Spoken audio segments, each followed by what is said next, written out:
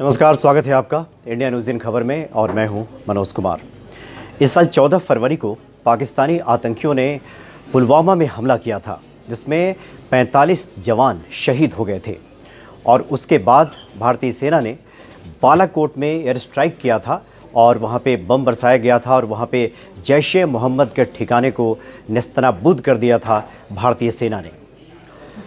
उसके बाद आज यानी कि जो वायुसेना के जो नए चीफ हैं, उन्होंने एक वीडियो जारी किया है। इसका प्रमोशनल वीडियो बताया जा रहा है कि जिस प्रकार से बालाकोट में अटैक किया था, सर्जिकल स्ट्राइक किया था भारतीय सेना ने, उसका एक प्रमोशनल वीडियो जारी किया गया है। उस वीडियो में दिखाया गया है कि किस प्रकार से भारतीय सेना ने वहाँ पे बम बरसाया था और उसके बाद वहाँ पे आतंकी ठिकाने को क्षतिग्रस्त किया था, नष्ट किया था। ये इस तरह का एक वीडियो जारी किया गया है। लेकिन सवाल ये खड़ा किया जा रहा है कि उसके टाइमिंग को लेकर कि आज ही इस वीडियो को जारी करने का क्या मतलब है, चूँकि ये फरवरी का मामला है और उस वक्त भी काफ़ी इसकी मांग उठी थी कि सेना ने किस प्रकार से सर्जिकल स्ट्राइक किया है वो दुनिया के सामने आना चाहिए। उस वक्त भी एयरफोर्स की तरफ से ये वीडियो जारी किया जा सकता था, लेकिन चूँकि अभी हरियाणा में और महाराष्ट्र में चुनाव होने हैं, तो क्या इसको देखते हुए एयरफोर्स ने इस टाइमिंग का ख्याल रखा और उसके बाद इस वीडियो को जारी किया है? चूँकि जिस वक्त एयर स्ट्राइक किया गया था उस वक्त भी भारत में लोकसभा का चुनाव सर पे था। तो इसी बात पर हम चर्चा करेंगे कि क्या वाकई एयरफोर्स ने सोची समझी रणनीति के तहत क्या चुनावों को ध्यान में रखते हुए ये वीडियो जारी किया गया है, या फिर यह एयरफोर्स का अधिकार है कि वो जब चाहे अपने वीडियो को जारी कर सकता है। हमारे साथ विद्याशंकर तिवारी जी हैं और हमारे सहयोगी राकेश पांडे जी हैं।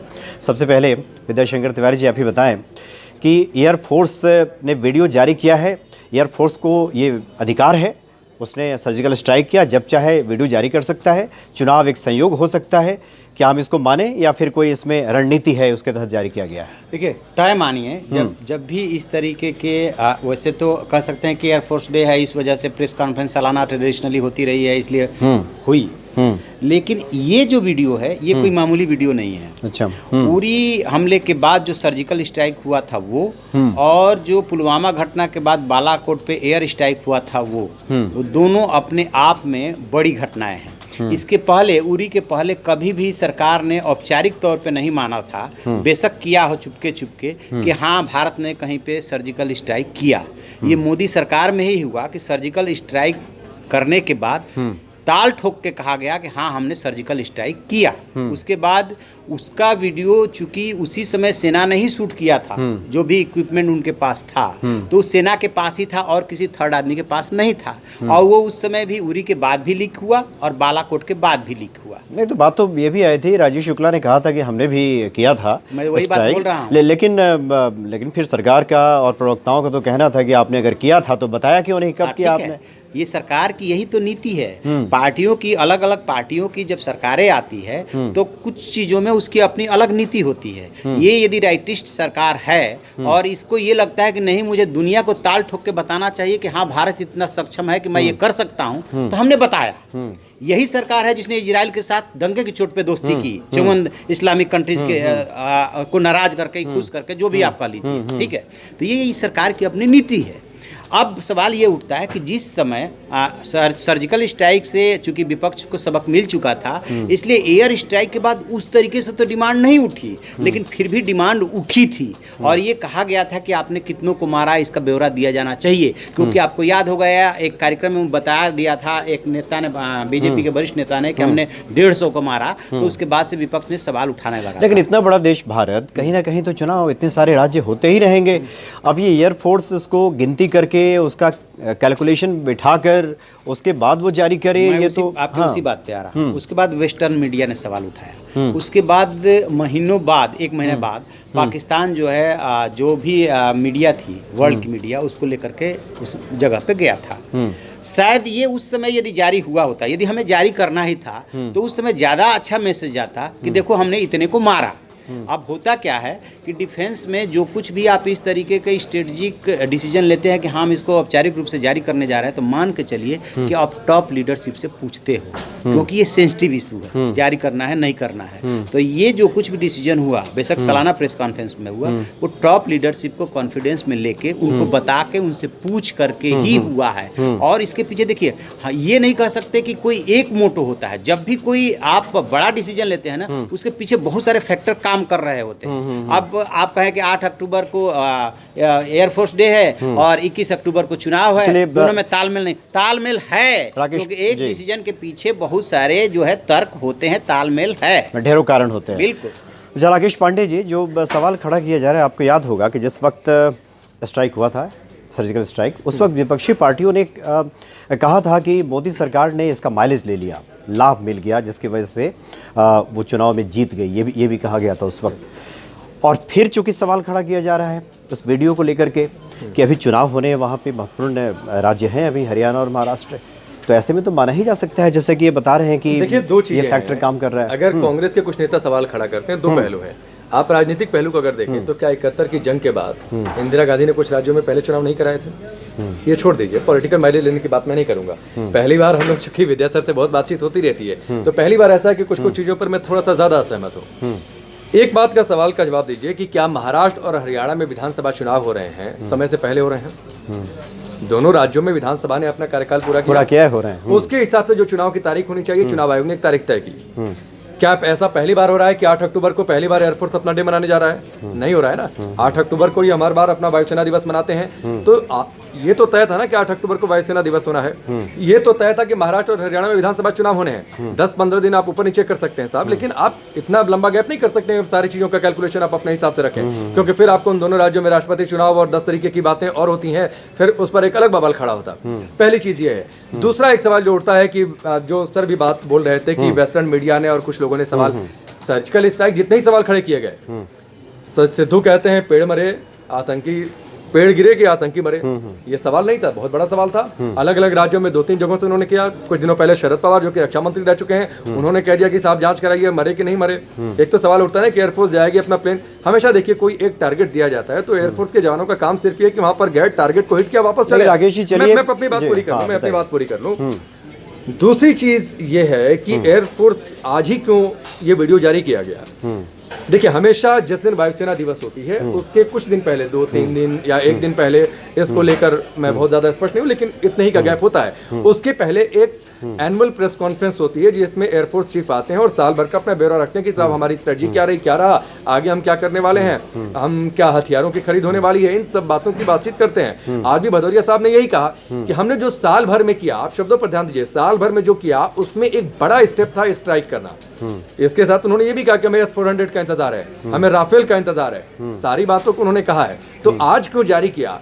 हम जिस दिन एनुअल प्रेस कॉन्फ्रेंस करेंगे, आप हर किसी को, क्या हम इतने कमजोर हैं कि हर किसी का जवाब देते चले, या फिर हर किसी के जवाब का हर किसी के शख्स का जवाब देने के लिए भारतीय सरकार बाध्य है? अगर कोई भी विदेश की मीडिया तो हर रोज सवाल खड़ी करती है, आप इतने कमजोर नहीं हैं, बिल्कुल एक कोई कमजोर नहीं कह रहा, ना भारतीय सेना को और ना ही भारतीय प्रधानमंत्री को। नहीं, मेरे सरकार कहने का मतलब है कि हर किसी के कहने से सवाल तो देखिए, सवाल तो इसलिए खड़ा किया जा रहा है कि एक लोकतांत्रिक देश में क्या इस बात का तकाजा नहीं था कि चूंकि ये सेंसिटिव इशू है, इसकी बदौलत सरकारें बनती हैं या पार्टियां चुनाव हारती हैं, तो ये तकाजा नहीं था कि कम से कम इसका ख्याल रखा जाना चाहिए? देश में क्या इस बात का तकाजा नहीं बनता है कि आप अपनी सेना पर आंख मूंद कर विश्वास करें? बिल्कुल बनता है ना। तो फिर सवाल क्यों खड़े किए गए? लेकिन सेना अगर चुनाव के पहले इस तरह के वीडियो जारी करेगी तो सवाल तो खड़ा होगा। इसी बात से तो सहमत हूं। आप मेरे सवाल का जवाब दीजिए कि क्या महाराष्ट्र और हरियाणा विधानसभा चुनाव समय से पहले हो रहे हैं? नहीं, टाइम क्या हो रहा है, तो फिर खत्म बात। एयरफोर्स डे अपने समय पर है, लेकिन जो ये वीडियो जारी किया गया है, एयरफोर्स डे अपने समय पर है ना। 8 अक्टूबर, ऐसा तो है नहीं कि पहले सितंबर में होता था एयरफोर्स डे, अब की 8 अक्टूबर को मना रहे हैं, अगली बार हम नवंबर में मनाएंगे। महाराष्ट्र और हरियाणा विधानसभा दोनों विधानसभाओं ने अपने कार्यकाल, सवाल चीजें समय, सर इसमें एक ही चीज है, देखिए आप अगर आप इसे चुनावी चश्मे से देख रहे हैं तो इसको सिर्फ आप एक ही नजरिए से देख सकते हैं कि इसमें अगर किसी की किस्मत बहुत ज्यादा तेज है तो उसका कुछ नहीं कर सकते। देखिए, जो लोग इसको, अगर बीजेपी की किस्मत तेज है चुनावी चश्मे, देखिए राकेश जी, चुनावी चश्मे के अलावा अगर एक शब्द का हम प्रयोग करें, लोकतांत्रिक चश्मा, लोकतांत्रिक चश्मे से अगर हम देखें तो ये वक्त की नजाकत होती है कि कुछ ऐसी चीजें हम करें जिससे कि लोकतंत्र के खिलाफ ये मैसेज न जाए। और तो ये लोकतंत्र के खिलाफ मैसेज कहाँ से नहीं, है? लोकतंत्र के खिलाफ हमारे कहने का तात्पर्य यह है कि क्या ये तकाजा नहीं था एयरफोर्स का भी कि हमारे देश में अभी 2 राज्यों में चुनाव होने वाला है और इस सेंसिटिव मुद्दे पे हंगामा पहले भी हो चुका है। नहीं, तो आप इस बात को समझिए ना सर, मैं वही तो बात बोल रहा हूँ, जिस दिन हम एनुअल प्रेस कॉन्फ्रेंस करेंगे, जिस दिन हमें साल भर का ब्यौरा रखना है और अगले साल की हमारी स्ट्रेटजी क्या है, ऐसा तो नहीं कि भदौरिया साहब ने सिर्फ एयर स्ट्राइक की बातचीत की है, उन्होंने साल भर की चीजें गिनाई, उसमें कहा कि ये एक हमारा बड़ा स्टेप था, पहली चीज। फिर उन्होंने अगले साल की बातचीत करते हुए कहा कि हमें S-400 का इंतजार है, हमें राफेल आने वाला है उसका भी इंतजार है, 8 तारीख को राजनाथ सिंह रिसीव करेंगे। ऐसा तो है नहीं कि सिर्फ एयर स्ट्राइक की बातचीत, कश्मीर को लेकर 10 सवाल उनसे पूछे गए हैं, तमाम चीजों को लेकर सवाल पूछे गए हैं, पाकिस्तान से रिश्तों को लेकर, एयरफोर्स को लेकर 10 सवाल। ऐसा तो है नहीं कि सिर्फ एयर स्ट्राइक के लिए। चलिए तिवारी जी बताया। अच्छा, 1 मिनट देखिए, राकेश जी तो बिल्कुल तब सही कह रहे हैं। नहीं, ऑब्जेक्शन हर किसी को देखिए, हर किसी को अपनी उपलब्धियां बताने का अधिकार है और उसको स्वतंत्रता मिली हुई है। और देखिए, जो एयरफोर्स है ना, वो तो चुनाव आयोग से बाध्य है ना भारत सरकार से बाध्य है, इतना तो हम कह सकते हैं। तो उसके बाद फिर आपत्ति तो खत्म हो जानी चाहिए थी। आपत्ति कैसे खत्म हो जाएगी? हाँ। आप इस उपलब्धि को बता दिए होते कि बालाकोट में हमने ऐसे ऐसे एयर स्ट्राइक किया था, वहाँ पे हमारी ये उपलब्धि रही, राफेल हमें मिलने वाला है, S-400 मिलने वाला है, कश्मीर में हमने ये किया। उसमें एक उनकी और अच्छी बात रही कि उन्होंने अपनी कमी भी मानी कि किस तरह से मिसअंडरस्टैंडिंग में हमारा हेलीकॉप्टर। हाँ, बिल्कुल सही बात है, बिल्कुल सही बात है। तो वो भी माना, ये सब कुछ आप कर दिए होते और ये उपलब्धि भी बता दिए होते। आखिरकार आज ऐसा कौन सी बात थी जो आपने वीडियो जारी करने की जरूरत एयर स्ट्राइक के बाद तीनों सेनाओं के प्रतिनिधि सामने आए थे। क्या उस वक्त जिस वक्त पाकिस्तान के F-16 ने हमारी सीमाओं में अतिक्रमण किया था, उसके बाद हमने उनके F-16 को गिराया, उसका जो मिसाइल जो उसमें यूज होती है उसका मलबा हमने पेश किया। ये तो उसी समय आधिकारिक तौर पर इस बात को एक्सेप्ट कर लिया गया सेना के द्वारा कि हमने एयर स्ट्राइक की है, एक्सेप्ट तो कर लिया गया था ना। दोनों में अंतर बता रहा हूँ।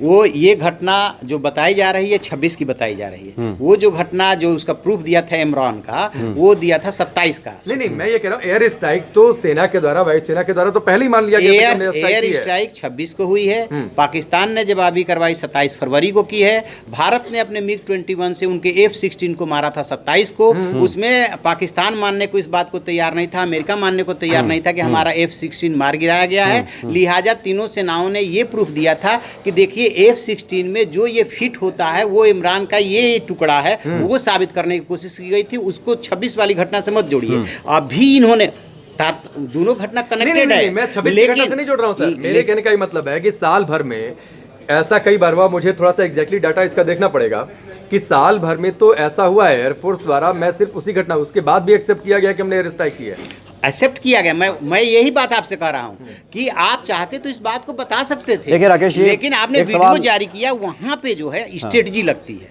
देखिए, एक सवाल और है। भले ही स्वतंत्र है एयरफोर्स, वो जब चाहे अपना वीडियो जारी कर सकती है, वायुसेना दिवस भी है, इसमें कोई ऐसी बात नहीं है। और आपने कहा भी कि चुनाव पहले से निर्धारित है।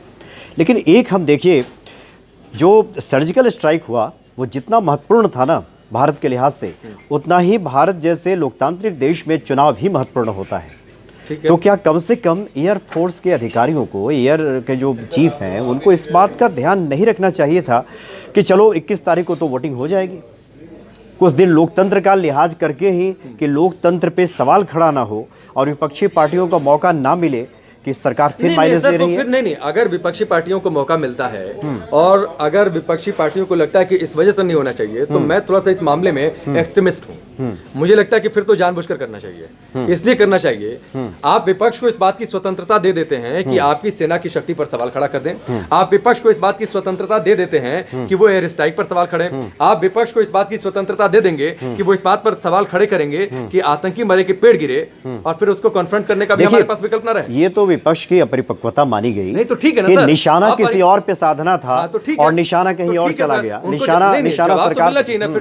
ठीक है, जवाब तो मिलना चाहिए। फिर तो सर कोई भी स्ट्रेटजी रहेगी, कोई भी सरकार रहेगी, अपनी स्ट्रेटजी के हिसाब से जवाब देगी। इसीलिए मैंने शुरुआत में आपसे जिक्र किया था, आप डाटा उठाकर देखिए 71 की जंग के बाद क्या इंदिरा गांधी ने, मुझे लगता है अगर मैं गलत नहीं हूं, कम से कम 6 राज्यों में प्री इलेक्शंस कराए थे।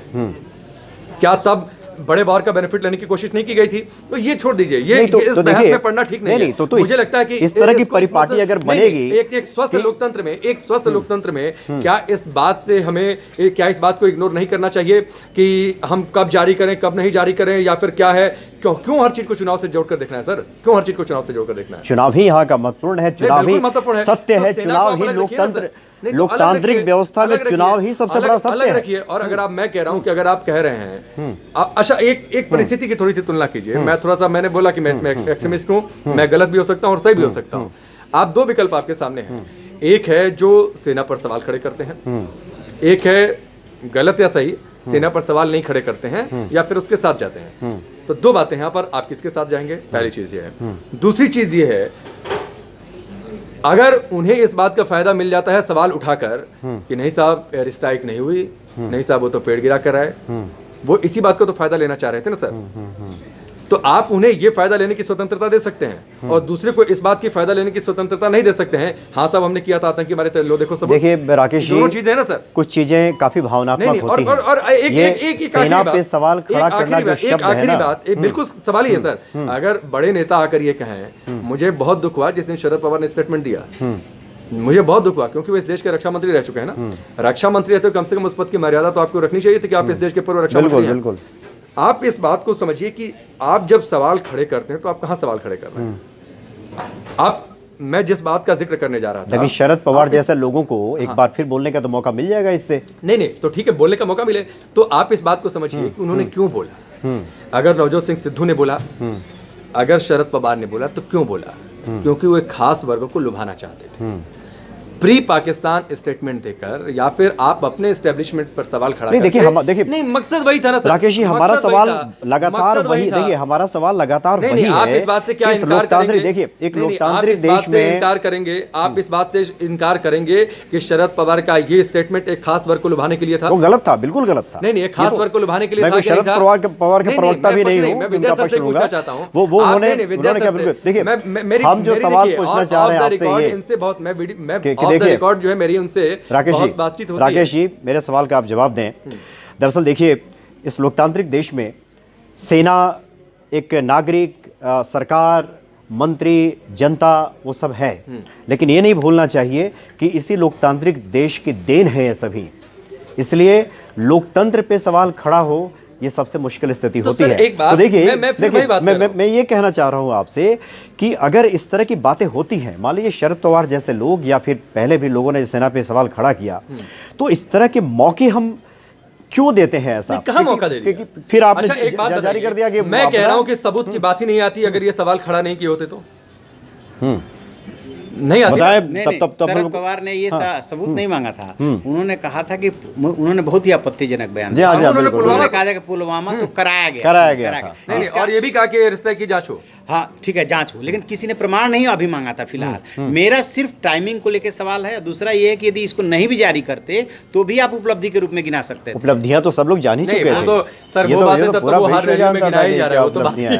देखिए वो तो सिर्फ मैं ये सवाल उठा रहा हूँ, ये पॉलिटिकल माइलेज के लिए स्ट्रेटजी के तहत ये डिसीजन किया गया है कि चलो अब ये इसी बहाने इसको जारी कर देते हैं। और देखिए 370 पे जो सरकार ने डिसीजन लिया है वो और ये दोनों इशू इतना भारी पड़ने जा रहा है। बिल्कुल सही बात है, ठीक है ना। तो ये हर सरकार, जैसे जब आप इंदिरा गांधी का जिक्र कर रहे हैं, निश्चित रूप से 1984 के ले लीजिए ना, इंदिरा गांधी का तो बहुत पहले की घटना। 1984 में राजीव गांधी ने सिर्फ समय से पहले इसलिए चुनाव करा दिया कि उनको फीडबैक ये मिला कि इस समय आप चुनाव कराओगे तो बम्पर मेजोरिटी आपको मिलने जा रही है। ठीक है, वो तो अटल जी ने भी करा लिया था कि सब कराते हैं। तो वही तो मैं सवाल उठा रहा हूँ कि पॉलिटिकल माइलेज लेने के लिए ये काम किया गया, सिर्फ इतनी सी बात है। चलिए, तो वैसे भी जब बात निकलेगी तो दूर तलक जाएगी।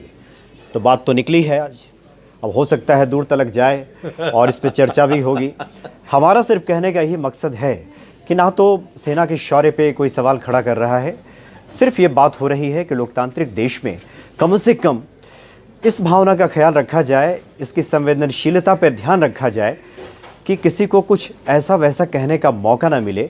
और लोकतांत्रिक देश में यह हमेशा हो कि कोई अलग तरीके से, या यूँ कहें कि आउट ऑफ वे जा कर के सरकार में आ रहा है या फिर इसका माइलेज ले रहा है और सेना का इस्तेमाल किया जा रहा है, इस तरह के आरोप ना लगे। शायद हम लोगों की चर्चा का यही मकसद था कि अब खैर ये लोगों को तय करना है कि जनता क्या सोचती है इसके बारे में, लेकिन कम से कम ये तो तकाजा रहता है समाज के किसी भी वर्ग से कि इस बात का वो ख्याल जरूर रखे कि लोकतंत्र पे सवाल न खड़े हों और लोकतांत्रिक प्रक्रिया पे कोई प्रश्न चिन्ह न लगाए।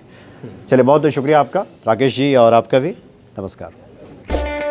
इन खबर चैनल को सब्सक्राइब करें और बेल आइकन दबाना ना भूलें।